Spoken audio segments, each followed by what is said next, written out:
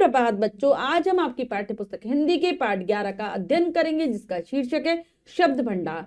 तो चलिए पाठ को पढ़ते हैं और जानते हैं हमारी हिंदी भाषा के विभिन्न शब्दों के बारे में, जिनसे हमारी भाषा बहुत समृद्ध बन जाती है। बच्चों, जो हमारी हिंदी भाषा है ना, उसका जो शब्द भंडार है बहुत ही विस्तृत है। तो चलिए पाठ को पढ़ते हैं और जानते हैं शब्दों के संसार के विषय में। पाठ को शुरू करते हैं। पाठ 11 शब्द भंडार। देखिए, पढ़िए और जानिए। तो चलिए यहाँ पर कुछ शब्द दिए गए हैं, उनको पढ़ते हैं, जानते हैं। चित्र भी दिए गए हैं। पहला है मोटा पतला। दो व्यक्ति हैं, एक मोटा एक पतला। ऊपर नीचे चित्र में दो चूड़ियां ऊपर और नीचे दिखाई गई हैं। और अगला चित्र है धनी और निर्धन का, एक गरीब व्यक्ति और एक अमीर व्यक्ति। उपरोक्त चित्रों के नीचे लिखे शब्द एक दूसरे का उल्टा अर्थ प्रकट कर रहे हैं। ऐसे शब्दों को विलोम या विपरीतार्थक शब्द कहा जाता है। अभी बच्चों हमने चित्र देखे और उनके नीचे लिखे हुए शब्दों को पढ़ा, तो हमने देखा कि किस प्रकार से एक दूसरे का उल्टा अर्थ बता रहे हैं, एक दूसरे का विपरीत अर्थ बता रहे हैं। तो ऐसे शब्दों को कहा जाता है विपरीतार्थक शब्द या फिर विलोम शब्द कहा जाता है।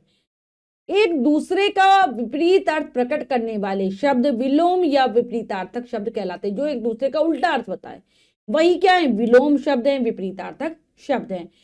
कुछ अन्य विलोम शब्द, कुछ और विलोम शब्दों को तालिका के माध्यम से जान लेते हैं। यहाँ तालिका दी गई है। शब्द विलोम, चलिए पढ़ते हैं। उदय, उदय का क्या हो जाएगा, अस्त। हार, जीत। महंगा, सस्ता। मौखिक, लिखित। बहादुर, डरपोक, बहादुर का डरपोक।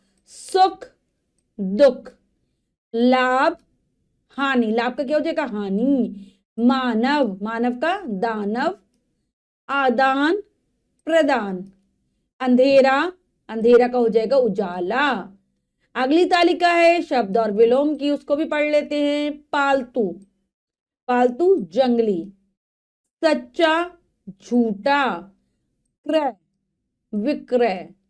जीवन, जीवन का क्या हो जाएगा, मृत्यु। कोमल, कठोर, कोमल का कठोर। देश, विदेश। गुण, अवगुण, गुण का अवगुण। दाया, बाया, दाया का बाया। सूखा, गीला। वरदान, अभिशाप। तो ये है हमारी जो तालिका, इसको आप याद करने का प्रयास करेंगे। नीचे और भी तालिका के माध्यम से विलोम शब्दों को बताया गया है। शब्द विलोम, ये दोनों तालिकाएं भी पढ़ लेते हैं। मित्र, शत्रु, मित्र का शत्रु। चतुर, मूर्ख। नया, पुराना। सरल, कठिन। सुविधा, उल्टा असुविधा। गुण, अवगुण। प्रश्न, उत्तर, प्रश्न का उत्तर। उपयोगी, अनुपयोगी। ऐसे ही है अगली तालिका शब्द विलोम की। खरा, खोटा। पास, दूर। पूरब, पश्चिम। न्याय, न्याय का क्या हो जाएगा, अन्याय। गर्म, ठंडा। उचित, अनुचित। सफल, असफल।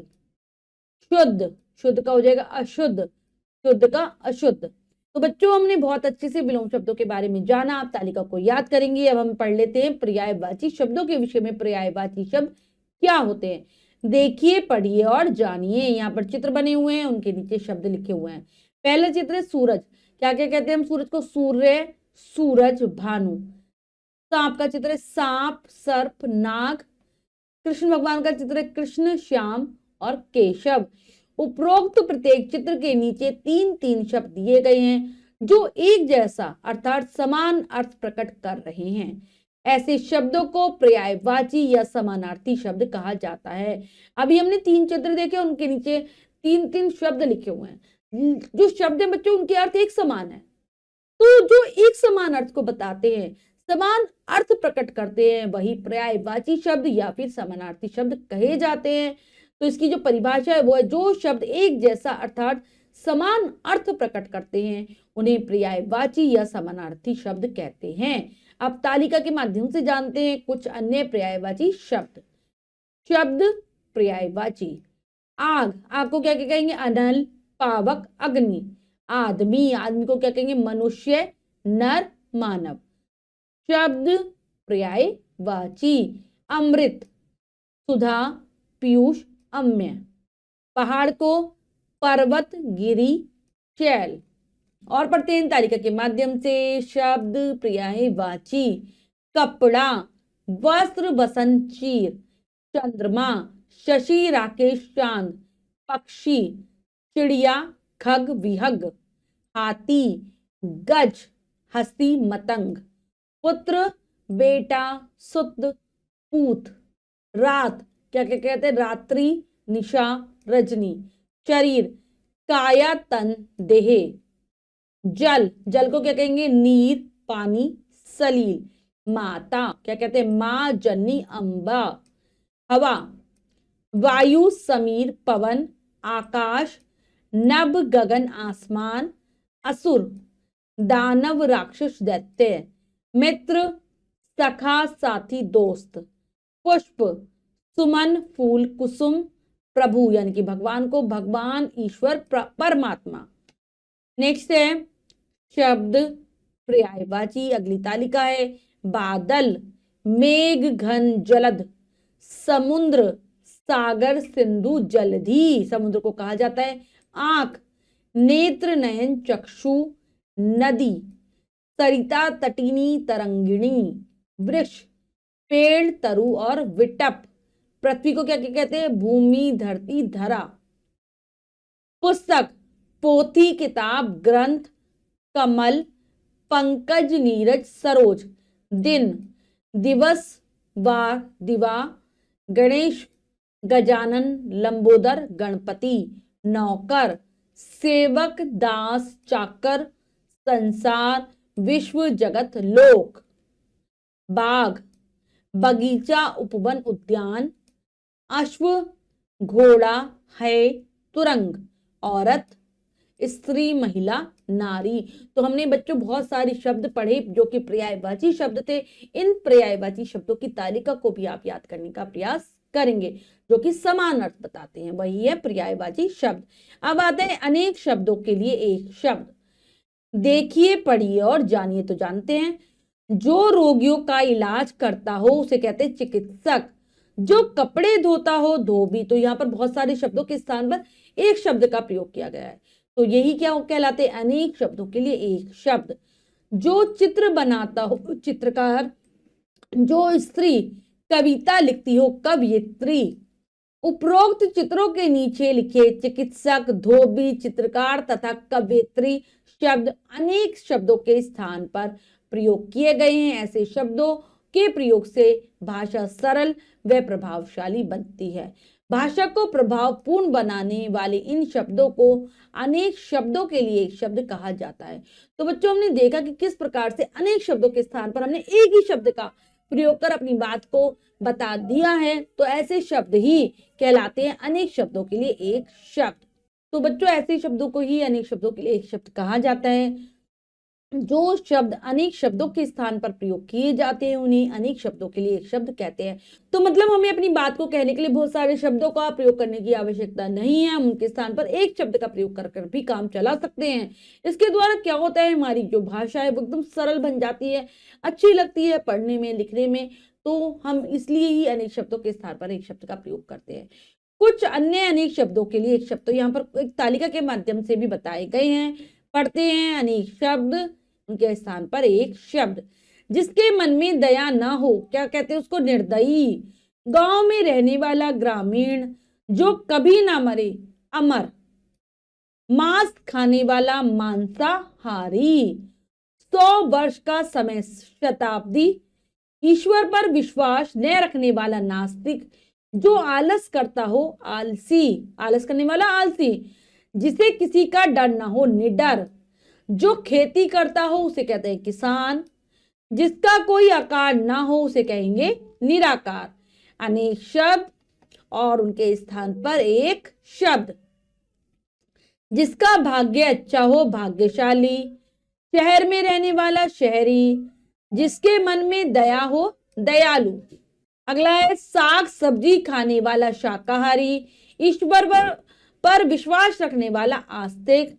काम से जी चुराने वाला कामचोर, विद्या प्राप्त करने वाला विद्यार्थी, जो विद्या प्राप्त करता है विद्यार्थी, जो पढ़ा लिखा ना हो अनपढ़, जिसकी आने की तिथि ना हो अतिथि, यानी कि मेहमान जिसके आने की कोई तिथि नहीं होती, जो दूसरों के उपकार को मानता हो कृतज्ञ, उपकार मानने वाला कृतज्ञ।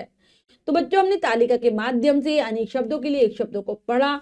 आप इस तालिका को याद करने का प्रयास करेंगे। अब हम अगला प्रकरण पढ़ने जा रहे हैं जो कि ये है अनेकार्थी शब्द। देखिए, पढ़िए और जानिए। तो गर्मियों में नदी के तीर पर बैठना अच्छा लगता है। राम ने रावण को तीर से मारा। पहले वाक्य में तीर का अर्थ किनारा है तथा दूसरे वाक्य में तीर का अर्थ बाण है। तो बच्चों यहाँ पर हमने तीर शब्द देखा जो कि जिसके दो अर्थ है, यानी कि जो भी एक से ज्यादा अर्थ देता है वो अनेकार्थी शब्द होता है। तो पहले में जो वाक्य था तीर का अर्थ क्या था? किनारा। दूसरे में तीर का अर्थ बाण था। तो जिन शब्दों के एक से अधिक अर्थ होते हैं उन्हें अनेकार्थी शब्द कहते हैं। ये परिभाषा है। नीचे कुछ अनेकार्थी शब्द व उनके प्रयोग दिए गए। यहाँ पर कुछ अनेकार्थी शब्द हैं, उनके प्रयोग भी हैं। जैसे पहला हार, जिसका अर्थ होता है माला। मेरी माँ के पास सोने का एक सुंदर हार है। हार जिसका अर्थ पराजय भी होता है। पाकिस्तान की सेना हार कर लौट गई। तो दोनों हार हैं लेकिन दोनों के अर्थ अलग हैं। वाक्यों के द्वारा स्पष्ट हो रहे हैं इनके अर्थ। अब है उत्तर, जिसका जो उसकी दिशा के लिए प्रयोग होता है। हिमालय भारत के उत्तर में है, यानी कि उत्तर दिशा में है। अब है उत्तर, जिसका अर्थ जवाब भी होता है। हरि ने परीक्षा में सभी प्रश्नों के उत्तर लिख दिए। तो यहाँ पर उत्तर, तो ये हमें पता चल रहा है कि अर्थ के हिसाब से दोनों में कितना अंतर आ गया है वाक्यों में प्रयोग होने पर। अब आता है हमने सीखा, जो भी हमने पढ़ा उसको दोहरा लेते हैं बच्चों। एक दूसरे का विपरीत अर्थ प्रकट करने वाले शब्द विलोम शब्द कहलाते हैं। तो बच्चों ऐसे शब्दों को विलोम कहा जाता है जो उल्टा अर्थ बताते हैं। जो शब्द एक जैसा अर्थात समान अर्थ प्रकट करते हैं उन्हें पर्यायवाची कहते हैं। जो समान अर्थ दे वो पर्यायवाची है। जो शब्द अनेक शब्दों के स्थान पर प्रयोग किए जाते हैं उन्हें अनेक शब्दों के लिए एक शब्द कहते हैं। अनेक शब्दों के स्थान पर एक शब्द का प्रयोग। एक से अधिक अर्थ रखने वाले शब्दों को अनेकार्थी कहते हैं। जिनके एक से ज्यादा अर्थ होते हैं वो अनेकार्थी हैं। तो बच्चों हमने पाठ को बहुत अच्छे से समझकर पढ़ लिया है। अब हम अभ्यास कार्य कर लेते हैं। आओ अभ्यास करें के अंतर्गत पहला प्रश्न पढ़ते हैं, करने का प्रयास करते हैं। सही विकल्प पर सही का चिन्ह लगाइए। प्रश्न में 3 विकल्प हैं, 2 विकल्प गलत हैं, 1 विकल्प सही है। हमें सही विकल्प को चुनना है, सही का निशान लगा देना है। करते हैं। एक दूसरे का विपरीत अर्थ प्रकट करने वाले शब्द कहलाते हैं विलोम शब्द, पर्यायवाची शब्द, सर्वनाम। तो ये कहलाते हैं विलोम शब्द या फिर विपरीतार्थक शब्द। समान अर्थ प्रकट करने वाले शब्द क्या कहलाते हैं? पर्यायवाची शब्द, विलोम शब्द, विशेषण। तो ये कहलाते हैं पर्यायवाची शब्द या फिर समानार्थी शब्द। गांव में रहने वाला के लिए प्रयुक्त एक शब्द है ग्रामीण, शहरी, नागरिक। तो ये कहते हैं गांव में रहने वाले को ग्रामीण। हार का अर्थ है पराजय। गले का हार, ए व एवं बी दोनों, तो ये दोनों ही होता है, पराजय भी होता है और गले का हार भी होता है। अब निम्नलिखित शब्दों के विलोम शब्द लिखिए। तो यहाँ पर शब्द है उनके हमें विलोम बताने हैं। करते हैं। सबसे पहला प्रसन्न, प्रसन्न का हो जाएगा सुखी।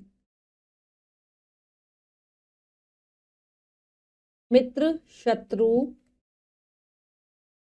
उत्तीर्ण, उत्तीर्ण का हो जाएगा अनुत्तीर्ण। उचित, अनुचित। मौखिक, मौखिक का लिखित। जन्म, मृत्यु। सुगंध, सुगंध का दुर्गंध, दुर्गंध यानी कि बदबू। सुगंध यानी कि खुशबू। वीर, कायर।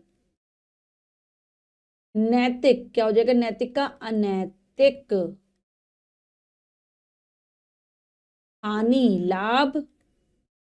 उल्टे अर्थ बताने हमें, ठीक है। अब है निम्नलिखित शब्दों के 3-3 पर्यायवाची लिखिए, यानी कि 3-3 पर्यायवाची शब्द लिखिए, यानी कि समान शब्द। चतुर, पहला एक चतुर। होशियार, होशियार। चतुर का हो जाएगा होशियार। क्या क्या हो जाएगा? होशियार के बाद आ जाएगा बुद्धि, बुद्धि, बुद्धिमान, बुद्धि, बुद्धिमान और प्रखर। उसके बाद है घर, गृह, सदन और आल्य। नेक्स्ट है समुद्र। समुद्र को हम क्या कहते हैं? सागर, सागर, जलधि, जलधि। और नेक्स्ट है वारी ही, वारिधि। नेक्स्ट है मित्र। मित्र, सखा, दोस्त, सखा, दोस्त। नेक्स्ट है दोस्त और साथी। महिला, महिला, औरत, स्त्री, नारी। नेक्स्ट है रंगीन शब्दों के स्थान पर एक शब्द का प्रयोग कर वाक्य पुनः लिखिए। तो वाक्य को फिर से लिखना है और इनके स्थान पर एक शब्द का प्रयोग करना है। मीरा और रजनी साथ पढ़ती है। तो क्या हो जाएगा? मीरा और रजनी क्या जाएगा? साथ पढ़ती है मतलब सहपाठी। साथ पढ़ने वाले को कहते हैं सहपाठी, सहपाठी हैं। यह प्रतियोगिता वर्ष में एक बार होती है। तो यह प्रतियोगिता, यह प्रतियोगिता